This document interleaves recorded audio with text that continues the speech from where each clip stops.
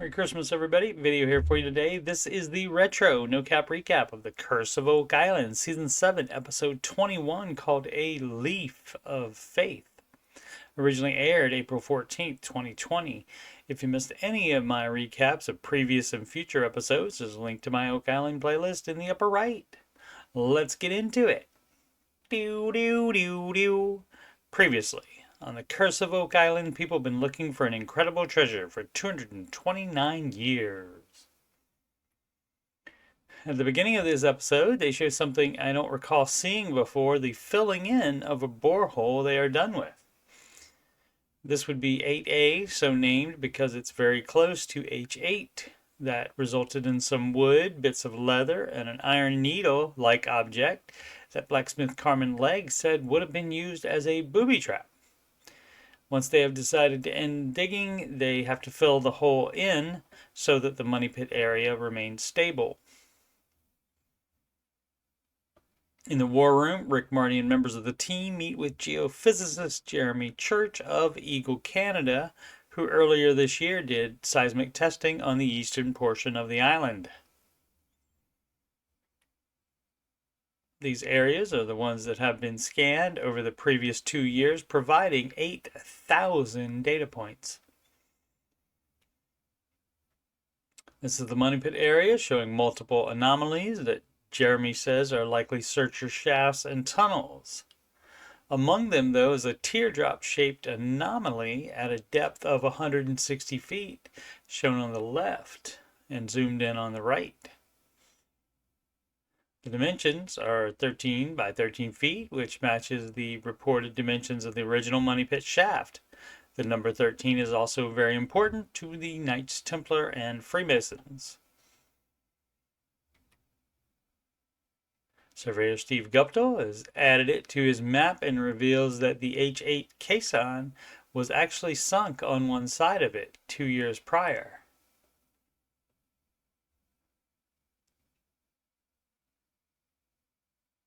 At 170 feet, they hit an obstruction that could be the chapel vault.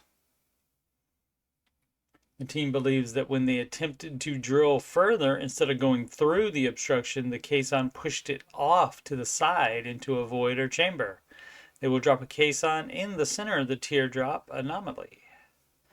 There's much more to the seismic surveys done that is not included in this episode. You can see Jeremy Church take us through that on the Freeman Files J-Free 906 podcast that I'll link at the end of this recap.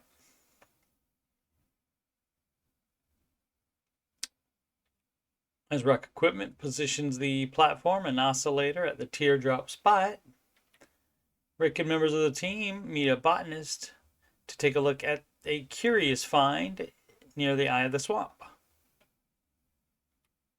This huge tree stump. Trees cannot grow in large bodies of water. The botanist takes samples to examine in his lab.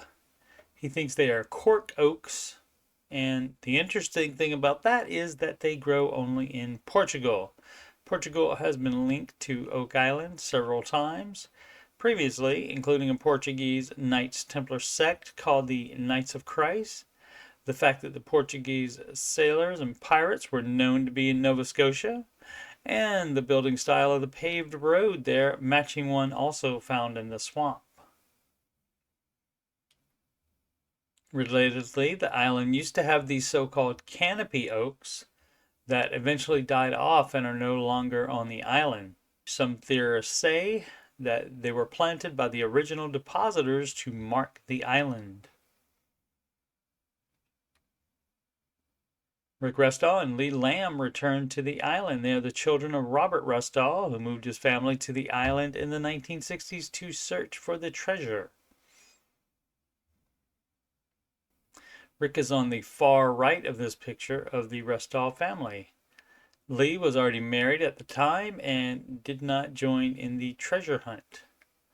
Unfortunately, Robert and his son Robert Jr. on the left side, as well as 2 other men, died after being overcome by gas from one of the shafts.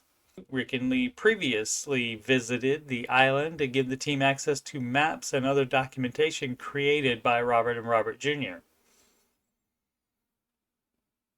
This time, the team shows them recent finds that push the timeline before the 1700s, like the lead cross and coins. Lee has brought them this brown leaf and some small acorns that her father found in the filtration system of the flood tunnel in Smith's Cove. The team will pass them on to the botanist to investigate further. Rick, Doug, and Scott take Rick to see the very small shack that he and Robert Jr. lived in for 6 years.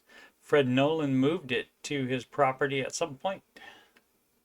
Doug and Scott have decided to refurbish the shack so that it will continue to be part of the history of Oak Island. The team has Rick and Lee back in the research center to get the botanist's report. The botanist confirms that the leaf and acorns are not like the normal Nova Scotia oak trees, and that it's possible that someone brought this species of oak tree to the island on purpose. He also says the leaf and the acorns are likely too degraded to do DNA testing. Later in the Money Pit area, Rick Lagina names the new borehole location RF1 for Restall Family 1, and Lee is chosen to push the button to begin oscillating the first can into the earth. The spot is the teardrop anomaly, revealed by seismic testing. At the spoils wash table, Steve spots this thick piece of red pottery. Thicker tends to be older. Back in the Money Pit area, Gary Metal detects the spoils just brought up and finds this broken pickaxe. Rick and Marty are called to come take a look. At around 100 feet deep, a bunch of big timbers are being pulled up and they are being set aside for dendrochronology dating. This is the biggest and features a dowel connection design. Gary notices the possible Roman numeral 2 carved into one of the pieces of wood. Narrator Robert Clotworthy wonders if it could be related to the U-shaped structure in Smith's Cove on which Roman numerals were also carved.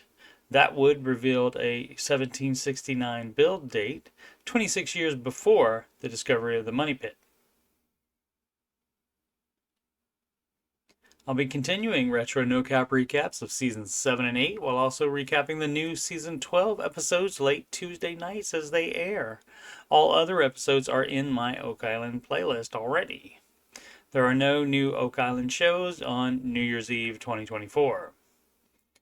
I'm also doing retro no-cap recaps of seasons 2 through 4 of The Secret of Skinwalker Ranch as I have time. Seasons 1 and 5 are done already and are in the Skinwalker Ranch playlist. Thanks so much for watching. Please subscribe, like, and comment. Sempre avanti. Merry Christmas. Happy New Year to all.